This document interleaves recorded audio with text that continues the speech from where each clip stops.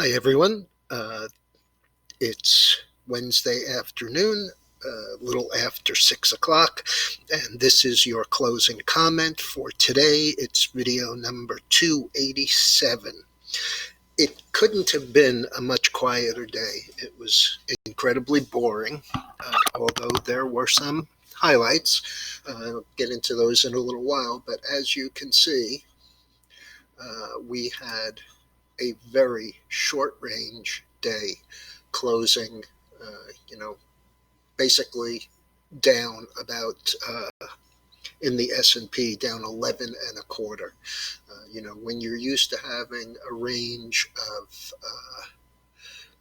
100 points and you end up with a day where it's less than half that, it gets kind of boring. In any event, there was plenty of news around, and I'll get to that in a second.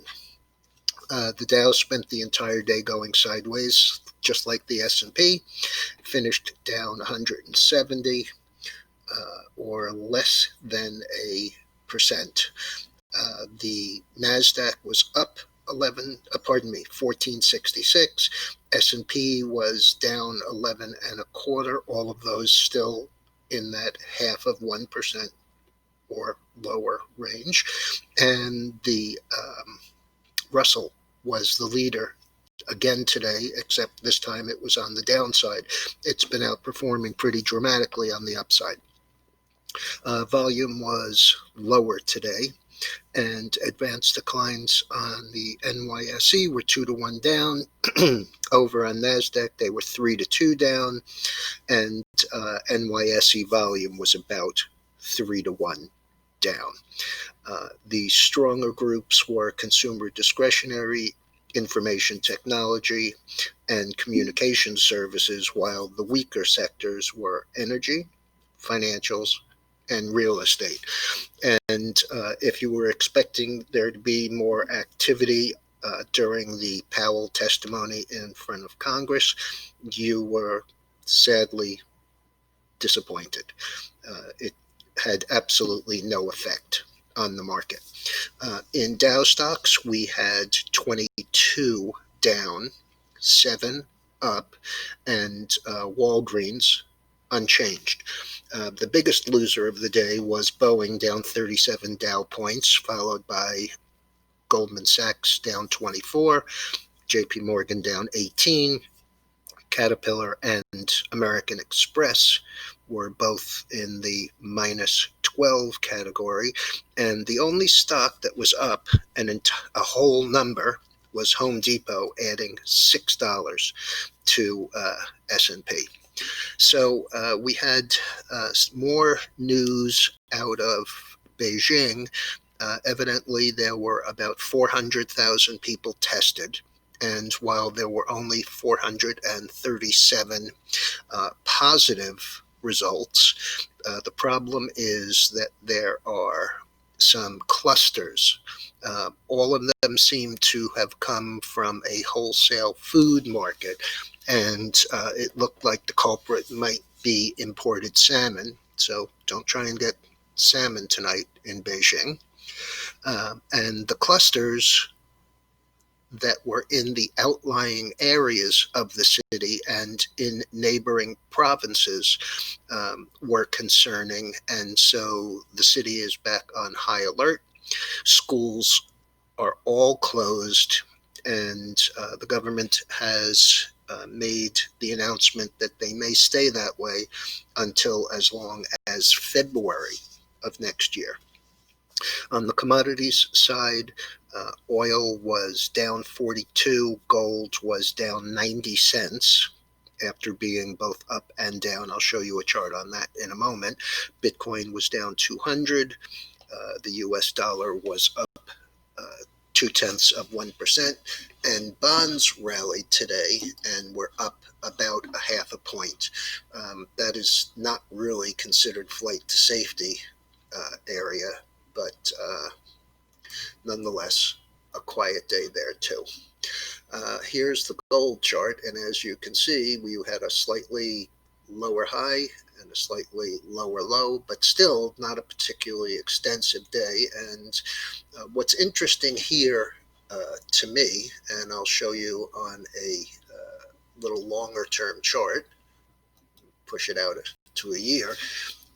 What's interesting to me is all of the moving averages are bunched, but leaning towards the upside. The last time that we had this kind of a setup was when we came out of this consolidation between 1585 and about 1475. This was back in December of last year, and it resolved to the upside for a fairly major move. As you can see, we were in a channel here, and as soon as we broke out, we went from 1500 in a period of days all the way up to the highs here at 1629. So about $130 move.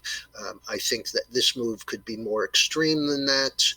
It's a little more rangy during this consolidation, and we have a fairly sharp uptrend here, downtrend line here, and just waiting for it to break out to the upside. We have a position in Newmont Mining. The options were down a dime from yesterday's close, and I was actually hoping for a move lower today with the futures early this morning so that we could add to that because it's only a half position. But in fact, we never got it until the end of the day. So I'm on the lookout for tomorrow. There was a report by Prescient Point, which is a private company. They specialize in reports on the short end of the market, and their story was about ENPH. ENPH, which was as low as $3.78 back in September of 18, managed to move up to $70 in late May. The paper talks about the fact that all of this is made up, and the stock was trading around 39 towards the close, and that was down about $12. Hertz was also back in the news today. It was halted pending news, and the news was that the SEC had comments and concerns about the 500 million share offering that they were talking about doing. And in fact, that was withdrawn by the company. The stock had closed when it was halted at about $1.95. It moved up to $2 when it reopened, but right now is trading at $1.87, which is down 13. As I mentioned this morning and last night, Oracle's earnings were a slight beat on earnings, but a miss on revenues. And the stock was about 52 and change, managed to lose a little bit more today, closing 51.52, down 307, or 5.6%. And that revenue miss was discussed in the conference call, and it was based on postponed orders from some companies. Norwegian Cruise Lines, which was lower last night, and this morning on the basis of their news that they had suspended sailings through September, finished a little higher than where it opened. It was down around 18.5 last night, finished 19.20, down $1.76, or 8.4%. And last but not least, the stock I brought you first thing this morning, Carver Bank Corp. This company has had absolutely no news of late.